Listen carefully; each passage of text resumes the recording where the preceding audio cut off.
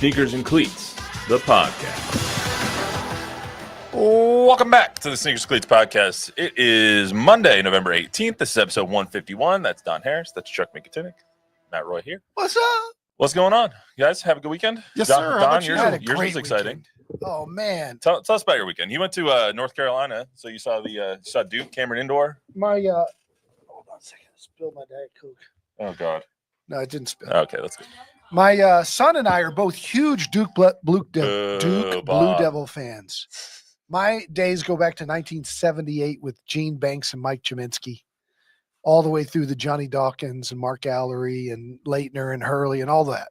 And then growing up, my son knew that I was, and so he started watching Duke, and then he fell in love with different teams like the 2010 team with Kyle Singler and all those guys and modern day. So anyway, we took a bucket list trip to go see Duke and his high school teammate, Justin Robinson, who's a coach on the Blue Devils.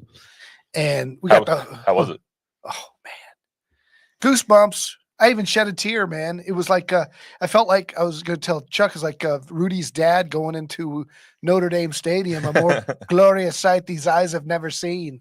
When you walk into Cameron Indoor Stadium, the history, it's a small cracker box of a gym, goes back to the early 40s. It's nothing like a regular arena. We sat 4 rows behind the Duke bench.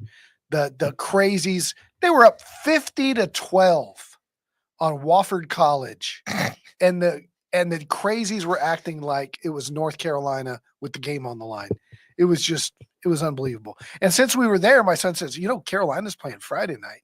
So we drove over to Chapel Hill when we first got there, and we went to the famous Four Corners bar, Four Corners offense from Dean Smith, right there on campus, and did a little pre-gaming, and then we went over to the Dean Dome, which is a completely different experience. It's almost like an NBA experience, very much so. In fact, it seats 21,000 people. I didn't know that. Which is 3,000 more than the Spurs. So, and they were packed for a game against American University. So it was awesome. Hoops heaven. Awesome. Chuck, how's your weekend? Free of incident. Just the way I like it. It's the company line. Yes. Mine was good. Broncos went. Matt, how was your weekend? Mine was good. Nobody asked. I was just going to tell you guys. Your quarterback is amazing. Yeah. Bo Nix had the. Your defense is amazing. You can stop the timer now, Bob. Bob was timing how long it took for me to get to Bo Nix. Bo Nix had arguably the best day any rookie quarterback has ever had. So best statistical day. Wow. No quarterback in NFL history has ever had a game of over 80% completion percentage, over 300 yards, at least 4 touchdowns and no picks. So he's coming along. But moreover, shout out to Kenny Dillingham and Arizona State. They were picked to finish last in the Big 12 this year in the media poll.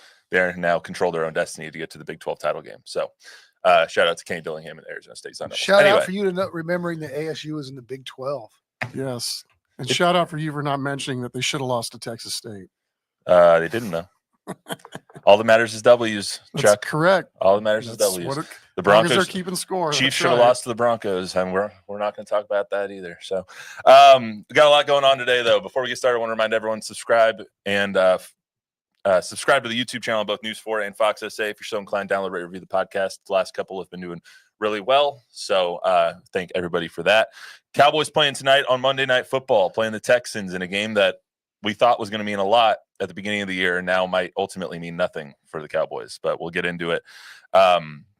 Both on the Cowboys and the Texans side, plus the Spurs, they've now dropped 2 straight. Saturdays really doesn't count. They didn't have Wemby, didn't have Sohan, didn't have Devin Vassell. So that one was really kind of – it counts. I mean, it counts in the standings, but as far as like speaking of the team, I don't think you can draw a lot from a game like that where you don't have a lot of your key scorers and pieces. Plus, we're going to get some insight on the potential new arena for the Spurs this week. So we'll talk a little bit about that as well. But I have trivia for you guys today. When was the last time the Cowboys went winless at home? Right now, they're 0-4 at home this season. They don't have an easy home schedule. 1960? When is the last time the Cowboys went winless at home? Where did they win that one game, Troy's? It was in New Orleans, wasn't it? I'm going to say Troy Aikman's rookie year, 1980. Huh? Was it Washington? Yeah, you're right. I think it was in Washington. Yeah. I think Troy Hobby's Aikman's rookie right. year. Yeah. Is that the guess? Yeah, I'll go with that Yeah, too. 89, is it? That is correct. All right. 89. They went one, and I figured that would be kind of. I didn't know if it happened before or more recently than that. They haven't really had a 1-in-15 season since then. So, No. yep, the one game they won was in Washington. So they Nice went memory. defeated. Javier, nice job. There you go, Wearing Javi. glasses for a reason. It's a bad hat he's wearing, but besides that, the USC hat over there. Anyway, so I thought yeah, it was the St. Louis Cardinals. they might Speaking of go eyes. defeated this year at home. They are just Don't bad. they play the Giants at home on Thanksgiving Tommy Day? DeVito, baby. They'll win that game. Well, The Giants are awful. yeah, but so are the Cowboys. Yeah, but they're not that bad. All They're right. not that bad. So the Cowboys playing tonight against the Texans in Jerry's World. The sun will not be an issue. It kicks off at 7:15. Texans are Thankfully. 7.5-point favorites tonight on the road against the Cowboys, which equates to basically Vegas telling us the Texans are 10.5 points better. Second Cowboys biggest are right now. line of the week. Yeah, the other one was the Lions, and they Yeah. ended up winning their game 52-6. Yeah. So hopefully that doesn't happen tonight. But the way that the Cowboys play at home, it might. They have been horrible at home ever since they lost to the Packers last year in the playoffs.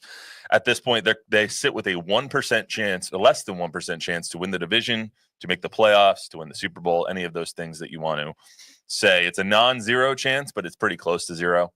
They have a 3-6 record. At this point, I don't even know, what do we want to see from the Cowboys tonight? Do you want to see young guys contribute, Chuck? What are you hoping to see in a lost season? I want to see a lot of things different than what I've seen over the last month, right? It's one thing to be losing games, but to not be competitive on the scoreboard, not a fun way to spend your time in front of the television. That's for sure. I don't care if you're a Cowboy fan or not. If you're just a casual football fan, you want to see somebody not play well for a half or be competitive for a half.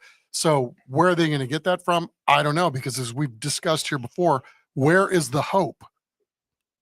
You've got a great kicker, and then though you've got good players, almost all of them are hurt or not playing. You got the great red-haired hope, Cooper Rush. And I like Cooper Rush as a backup too, but he's obviously proven that he can win ball games, right? He was 5-1 up until last week. Both of those losses now against the Eagles, so maybe he'll have better hope starting a ball game that's not against. And they competed from Philadelphia. They competed for a half. Yeah, and if they win tonight, they're 4-6. Outside chance to go on a run. I don't think anybody at this point thinks that that's actually feasible, though. Well, I think the most encouraging thing you can do as a Cowboy fan is call up the NFL standings and look at all the mediocrity of 5-5 everywhere. Everywhere. They're 6-4, 4-6, 5-5. Everywhere. 6-5. And or whatever it is. But it's you can get there. If you put together a 3-game winning streak, you're right there. But the problem is they can't do that because they don't have the team, they don't have the players. They were bad enough with Dak. Well, the problem is that right now the Cowboys are 4 games out of a wild card spot. Yeah. Washington is the 7 seed right now. They're 7-4. The Cowboys, if they win tonight, will be 4-6. So they'll be 3 games out of a wild card spot, and with 7 to play. Yeah, it's not going to happen. It's not going to happen. So at this point, I think you're just hoping for performances from your young guys. Who is going to be able to contribute on this team long term? The Mozzies, the DeMarvions, the Tolberts of the world, the Coopers of the world. Let me ask you this: do they know? Because we keep saying play Trey Lance. Let's see what you have. Do they know what they have in Trey Lance, and he's just not a good player? I think that we'll see him starting it. I think we'll see him starting in a couple of weeks. Once they're hopelessly out of it, I think it'll be the Trey Lance show. What do you think, Chad? Yeah, that's my thought, right? If Trey Lance, they see something or he's managing whatever it is in practice that they're comfortable with, I think they would throw him to the Wolves. But they're not going to put him in unless they trust him to some degree. And what you guys have already aptly pointed out, right? There's still a sliver of hope. Like that much. Yeah, a modicum of hope. I was just about to say that. Yeah, that was the word I was So going to throw you're out there. saying there's a chance. I don't understand why. why do you even like? All you're doing is hurting your draft choices, right? I mean, why try to win a game at this point? Well, why not put in like test all the unproven players you have, give them some time, protect your veterans. Just start thinking about next year, and because no matter what, football players are still battling for their paycheck. Like, the players are never going to be told go lose this game and actually go lose it. You're going to have to tank from the top down, and that's. I mean, you could argue they've been doing that all year, but we're all in. We're all in. All in. Like when you saw with the Texans a couple of years ago with Lovie Smith, like if they lost that game, they would have had the number 1 pick, and instead they went out, they fought for Lovie Smith, they won the game, and they got the number 2 pick. Ended up being the best thing that could have happened. Guys are playing for jobs next year, whether it's on the Cowboys roster or if those players end up going somewhere else. I mean, the tape is the tape, and these guys keep stats on every snap that's taken during practice. They measure what a guy's ability is, obviously every play, but also a guy's effort with these GPS tracking systems. Yeah. I mean, now coaches can manipulate obviously who's going to be in there, which could affect the outcome of a game, obviously based on, level of talent or ability, whatever the case may be.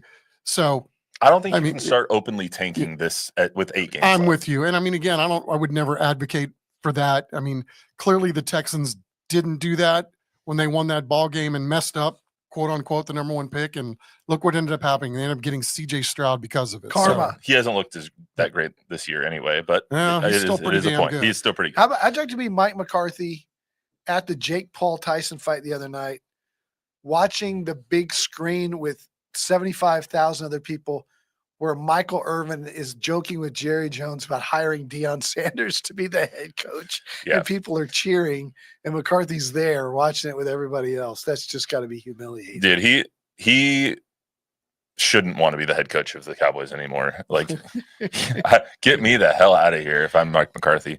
Can you guys imagine think of a more like disastrous season though? Like, just from the beginning, like in training camp, you could just tell that the season's just kind of. Can I imagine it? Yeah, Can you living it? Yeah, I'm living it. Yeah. Well, you're a Browns fan. You can imagine a lot worse. Yeah.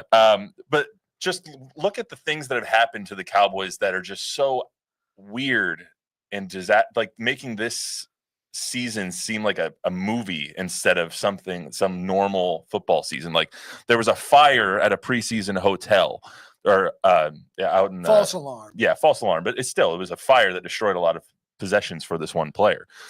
What? A player had jury duty. Remind me of the fire. I'm lost. There was a fire at the team hotel. Okay. There was a player who had jury duty. That never happens. Brandon Aubrey goes to jury duty, and that never happens to players, especially in season. Didn't affect anything. Brandon Cooks has been out since late December because of a knee injection that ended up getting an infection, and he's barely coming back to practice. Jerry Jones is threatening radio hosts. Trayvon Diggs is yelling at reporters about a tweet that they had right after the game happens. Zeke was ruled a healthy scratch because of tardiness and as a punishment for a game. Dak Prescott is now out for the season just 2 months after he became the highest paid player in NFL history. And the week he got hurt, the week when all the media was asking him, why don't you run as much? And then he goes out and gets his hamstring hurt.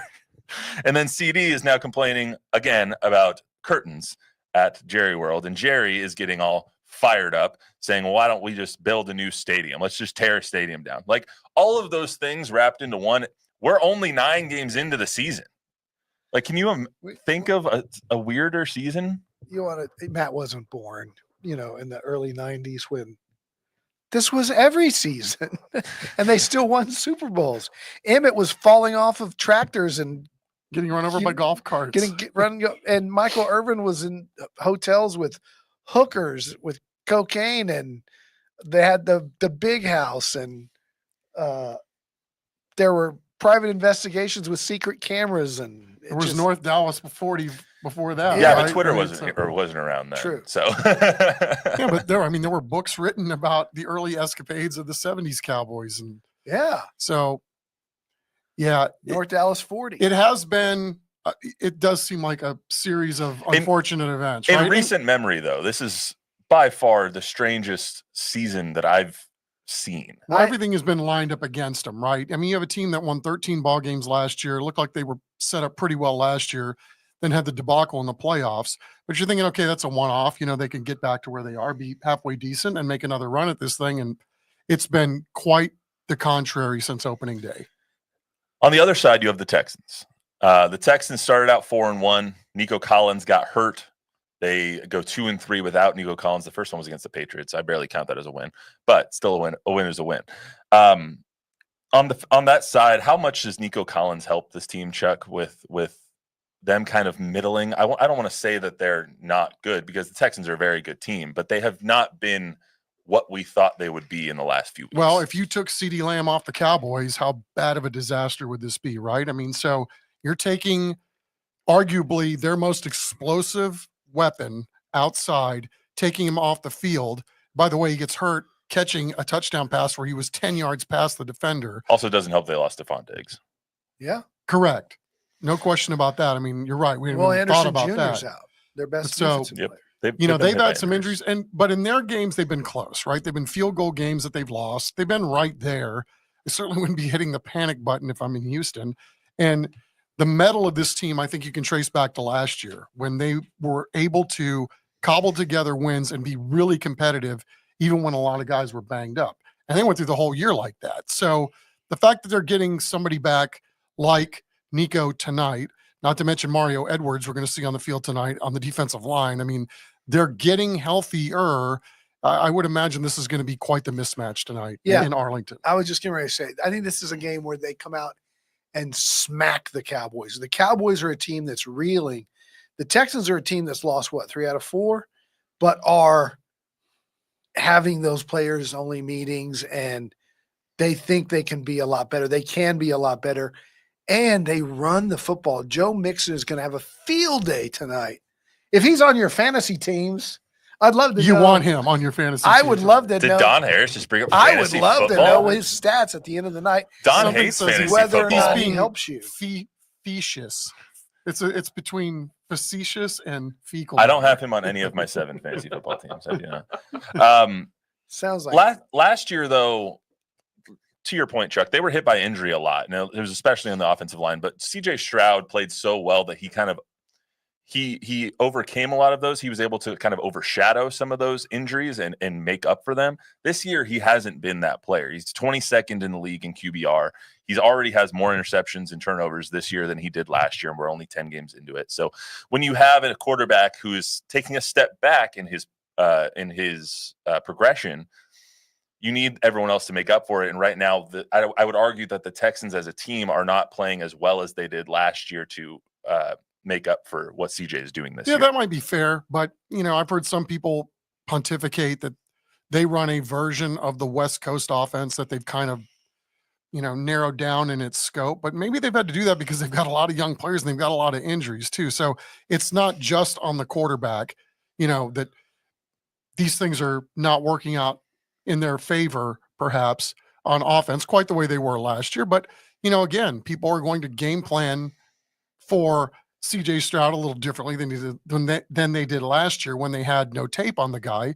So defenses are going to start to learn to catch up, and he's going to, I'm sure he'll adapt just fine. But again, I know they've lost 3 of 4, but they've been right there in all 3 of those games that they've lost. Last year, he was real protective of the football.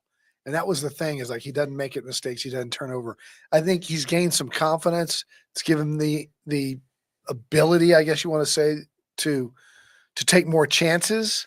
And that has hurt him a little bit this year. And he's been playing without Diggs and without Collins. He was out without Mixon there for a little while too, and Damian Pierce. He's been missing a lot of weapons. Probably thinks now. Last week he had a throw that he underthrew in the end zone that was picked off. That was just like really uncharacteristic.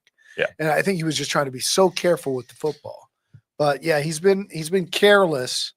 I think that changes tonight. I think they come out and beat the Cowboys. Yeah, I mean 38-10. Well, Jordan Lewis isn't playing. I mean, this is a recipe for disaster for the Cowboys. That was my next question: score and who wins? 38-10 is Don's. Yeah, Chuck. 38-10. I'll go with that. Yeah, that's. I would say Did the Cowboys get 10 points? Yeah. Are they able to get 10? Did they score a touchdown tonight? Well, obviously, if they got 10 points, I mean, Maybe a defensive 5 touchdown. safety. defensive touchdown. There you go. Special There you go. teams. 9 takes I one was to gonna the say, house. I was gonna say something like Yep. 28-12 because I feel like 4 Brandon Aubrey field goals is really just the way that this is gonna go. All right, let's get to the Spurs stuff. So 2 things I want to talk about with the Spurs. 1 is Savon Castle, and 2 is Project Marvel. Let's start with Savon Castle. Savon Castle is arguably the best rookie in this year's class so far. Here, He's let me playing move the up best. so y'all can pat me on the back for my prediction on I'd say we go get some ice bags so you could, Pat yourself on the back. you could put ice on your elbow from patting yourself on the back too much, but we're in this nice chilly room here that you don't need any ice, that's for sure. Yeah, Savon Castle's been playing exceptionally well. Ever since he got inserted into the starting lineup, he's been playing even better. And it raises the question now, does Devin Vassell actually even get back into the starting lineup? Don or Chris Paul. or Chris Paul I think the future is Castle at the 1 and Devin at the at 2. the 2. Yeah. So, Don, you're the one that said Savon Castle is going to be really good. We've seen him as an offensive playmaker, I think better than we all anticipated him being coming into this year, a better shooter than he showed that he was in college, the same defensive presence that he's been. He's been holding a lot of other players to well below their season averages in terms of his defensive efficiency. So what is it that is making Savon Castle the player that you thought he would be coming into His the season? strength and his pace. And that's always been evident going back to when he was McDonald's All-American. He plays differently. He plays at a slower speed. You can't speed him up. He can get wherever he wants to get because of his strength. He doesn't always finish, and he's made some mistakes, and he turns the ball over some. But that's going to come with more experience. And I think Chris Paul's helped him a lot already. He's got that hesitation, slow step where guys can get up in the air and he draws contact. He loves to go to the free throw line, way wiser than his years in that regard. And he's a better shooter than I thought he would be. I knew he would be in time. That's a skill that you can teach. We saw that with Kawhi and with Tony Parker. But he's a naturally a better shooter, which he told everybody. He told us pre-draft camp, man, just because I didn't shoot it well at UConn doesn't mean I'm a good shooter. They didn't have me shoot the ball at UConn. That wasn't my role. Right. And, so I'm not surprised. I'm a little surprised at his numbers. I didn't know they would be that elevated this rookie year. I didn't think his minutes would be as elevated, but he's on pace. You saw LeBron pull him to the side after that Lakers game the other night. LeBron pulled him to the side and was just like, boy, you're going to be special. You do something, you keep doing what you're doing, you're going to be special. LeBron sees it. I think everybody sees it. Yeah, I mean, he's playing exceptionally well. I wonder when this team is full, how the lineups are going to shape out and what he's going to be asked to do. Because when Wemby plays, when Jeremy comes back, when Devin is fully healthy and playing, and they're giving him a full workload, I just wonder how that rotation is going to shape up. Because Pop said it best when before the season on media day, their job is to make me play you. And I think at this point, Stephon has done that the best of anybody on the team. Yeah, I agree. And he's closer in age to Wemby. And so, yeah, he's going to be here with Wemby. Yeah. So when I see him play, I think that. a lot of young Kawhi. Like, I really do think, because his defensive presence is deafening. It's very, very Kawhi-esque. His defense is, I see, not his offense, but his defensive capability. I see him more as a hybrid between Drew Holiday and SGA. To me, as a playmaker, point guard, Kawhi never had that in his game, still doesn't. Kawhi's a natural 3, very strong. But from a defensive perspective, he gets up into you like Kawhi does. Yeah, that's where I see Kawhi. Yeah. It's just that defensive presence. Drew Holiday's a really good comp, a young Drew Holiday who could be that kind of playmaker. Now he's more of a 3-and-D kind of guy. But he's got SGA written all over him if he just continues to develop. He's going to be he could be a 30-point per game guy. I want to talk about Project Marvel as well. So Project Marvel is what is being dubbed.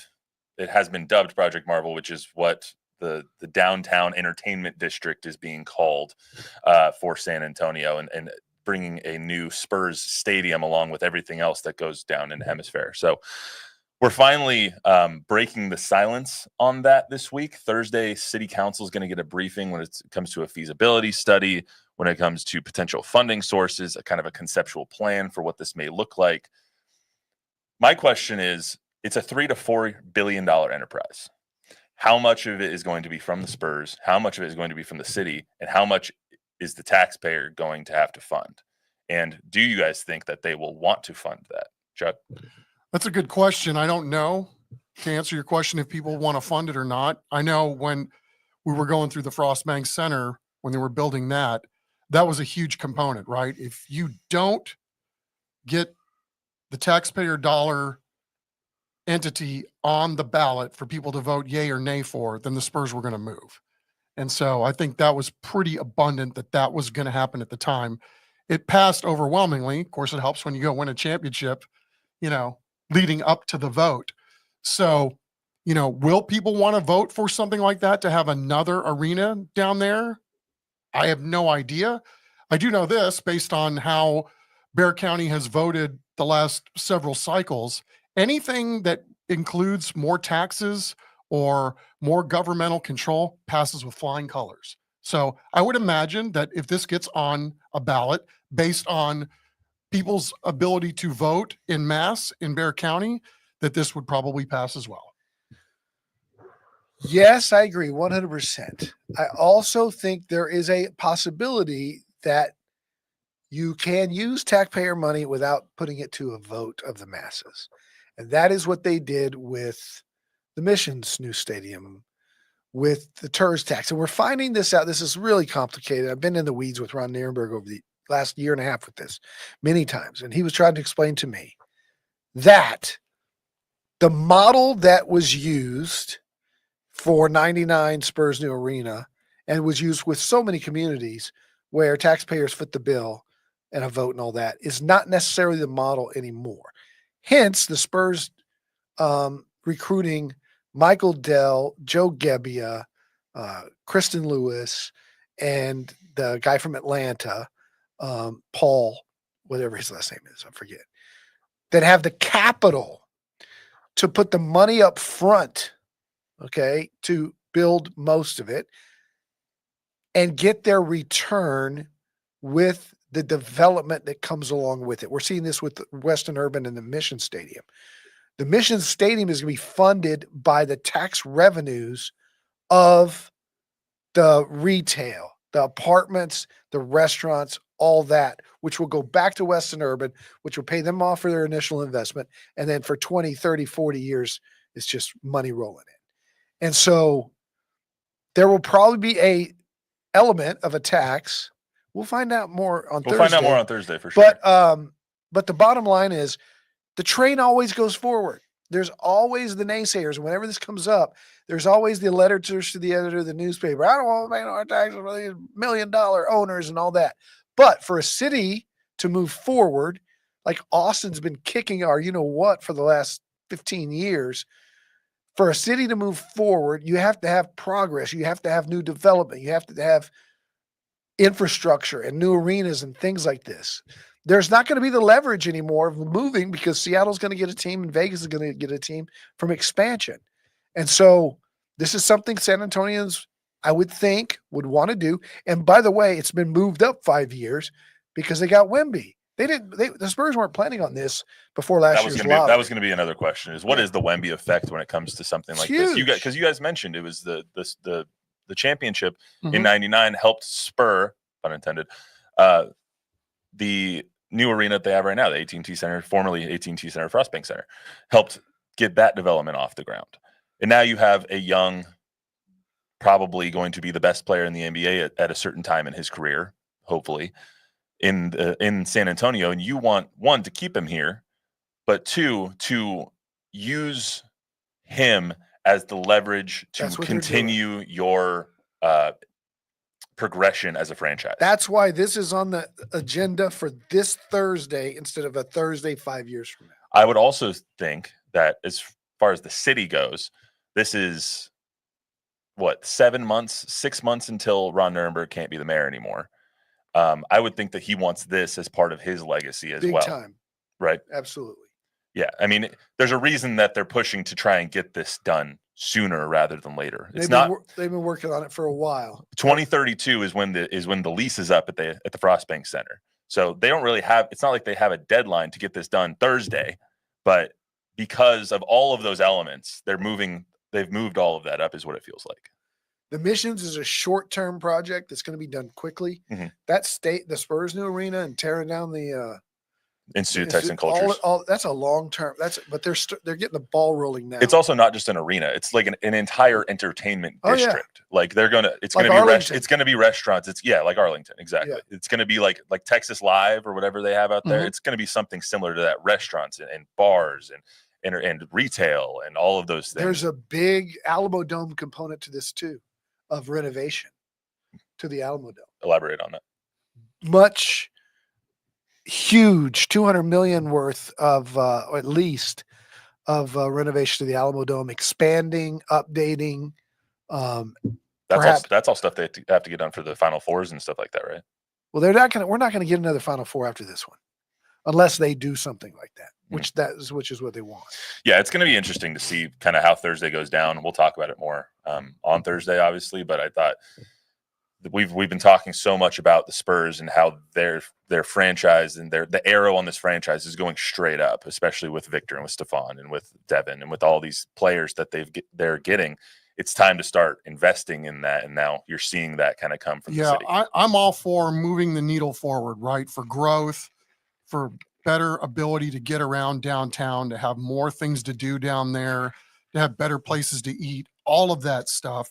And if this is the vehicle that you have to have in order to make that stuff happen, so be it. Because to this point, nothing else has moved the needle. I shouldn't say nothing else, but there's been very little in the way of huge leaps of progress to making downtown more vital and viable. Yeah, and ever since COVID happened, downtown has kind of, I don't want to say died, but it's definitely been less of a place to go. The business down there has been weaning ever since. The Pearl has been a godsend. Yeah, and Southtown, they've done really nice things around there. It's just, how do you bring it up another notch? Right. For me, we're talking about adding a minor league baseball stadium down there. Wouldn't be, for me, the ideal thing. I would rather go chase a major league team to bring down there. But if this is the vehicle that spawns other things, then more power. Who am I to say not do it? The home of the Durham Bulls. When I was there this weekend, nice. They've got a nice little stadium in Durham, North Carolina. Bob, anything before we get out of here? Just Herman was agreeing. He said, let me pull that up right here. Not happening. If they try to float taxpayer funding for a smaller stadium with parking downtown, not going to happen. Yeah, it is. And let me tell you, his name is Herman Munster. Herman. It is. It's going to happen. It's always going to happen. And you got to quit thinking about things like parking. Parking is going to be a thing of the past. Do they think about parking in Madison Square Garden in New York City? Do they think about parking in Chicago or Philadelphia? Yeah, but those have subways and trains around right, there and too. that's where we're going to have to start thinking differently with mass transit. We're going to have to start thinking, isn't Elon digging a tunnel from the airport in San Antonio to downtown? I keep trying to look up if there's been any update on that. You're not catching me on a Via bus. No, we're going to have driverless cars. Via? Your car will just drop you off and then go and park somewhere. I'm not trying to say anything bad about some Via. of the early sketches, seriously, have grass and land and businesses on top of what we know is 281 now, between the Alamodome and Institute of Texan Cultures, with 281 running underneath it, and all of that being open. Can we just finish the flyovers first? Like, do we really the need more bullet of this? train going from downtown to the north It side? already saves me I'm 25 okay with the minutes. flyovers. It's the stuff next to the flyovers. Why are we messing with that All right, too? we've really devolved Yes, into I chaos know. now. Hey, Bob, anything else? That's it. All right. That's all we got for today on the Sneakers and Cleats podcast. Remember, download, rate, review, subscribe, use a 5-star rating, tell a friend, tell an enemy. Watch the Cowboys and I'm Texans taking my tonight. hoverboard to the game. Your hoverboard. Okay. Yeah. And chaos. In the Chaos. future. We'll see you guys on Thursday.